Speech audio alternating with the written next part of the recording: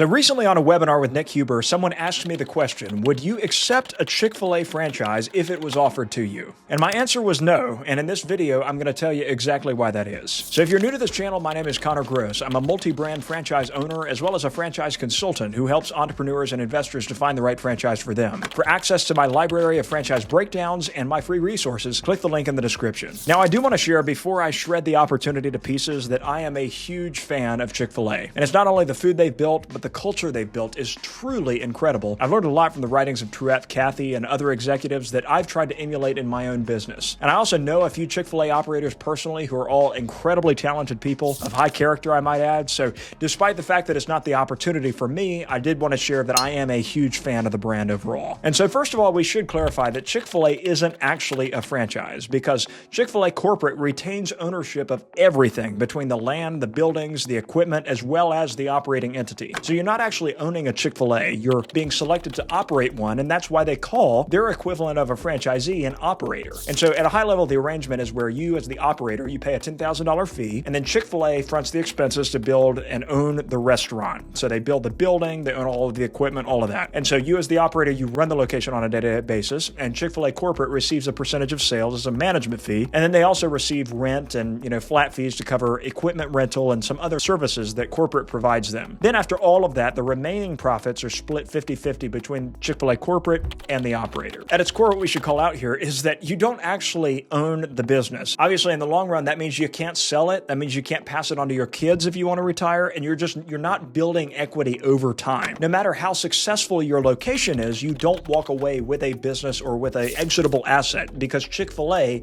owns the asset. You are a highly compensated employee with performance incentives. But let's be clear here. This is a job. And so sometimes people will ask me, well, Connor, it only costs $10,000. And my response is, that's too much. You should not have to pay $10,000 to go work a job. That's crazy. And so obviously, that's the first piece of it, because the people that come to me with help buying a franchise, that is part of what they want. They want the long-term value creation potential that comes with owning their own business, and that's simply not on the table for Chick-fil-A. And so the other thing to call out is that Chick-fil-A operators are expected to be fully immersed in the business. And like I said, I know some Chick-fil-A operators, and they're some of the hardest working people that I know. And I mean, their hard work within the restaurant, they are slinging French fries, manning the cash register, that kind of hard work. And that's exactly what Chick-fil-A wants to see in their operators. They want to see them at the restaurant daily. They want to see them building community relationships locally, managing the team, the culture, representing the Chick-fil-A brand while they're on the clock and off the clock. And look, I'm certainly not scared of hard work, and I tell anybody that's interested in franchising that they shouldn't be either. But there always needs to be a path to hiring a manager, taking a step back so that you could take that and you can scale to multiple locations, and we'll talk about that here in just a second. Or you just pursue the lifestyle that you want to. Go move to the beach or go travel or do whatever you want to do after you have put in the hard work on the front end to set the business up how it needs to be set up so that you can take a step back.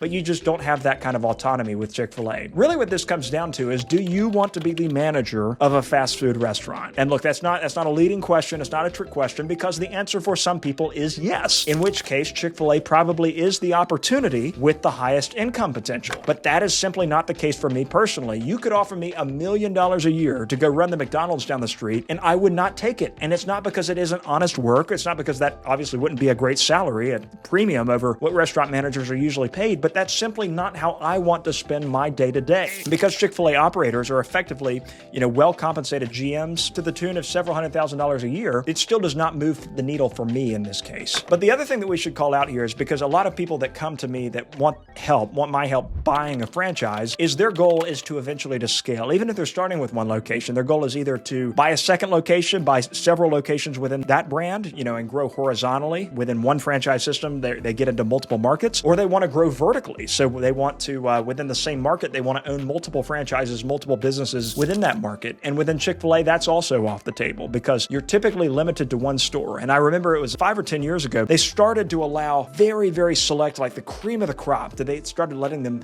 have their second location. And that was considered groundbreaking. Like they're finally letting them scale. That should not be groundbreaking. That should, in my opinion, you should be wanting to get into franchise systems where they're looking for people that have that intention from the start rather than it being some sacred privilege. The other thing about this that really drives me crazy about this opportunity is that Chick-fil-A operators are not allowed to own or operate any other business. You don't have the ability to invest your excess cash flow elsewhere because they want your Chick-fil-A to be your only business venture operator, and I'm going to put that in quotes because, again, you don't even own the business. So this is a complete one-track path, and while that works for some, it's very limiting if you're entrepreneurial by nature and you want to grow your income, diversify your income beyond a single business at a simple location. Let's be clear here, because Chick-fil-A is one of the most incredible stories of entrepreneurship of the last century, and they're literally more selective than Harvard when it comes to bringing in new operators. And so they will not feel a dent from me sharing my thoughts here, nor should they. But all I'm sharing is for myself and those that I help get into franchising. We're going to stick with opportunities that provide real value creation potential through equity, as well as paths to scale and removing ourselves from the operations long term. And so with all of that said, if you have a net worth of at least $250,000 and at least $100,000 of liquid capital to invest, book a call with me through the link in the description if you'd like my help finding the right franchise for you. And as always, drop a comment to let me know what franchise you'd like to hear about next, and be sure to subscribe to this channel for more hot takes, more business breakdowns that you will not want to miss.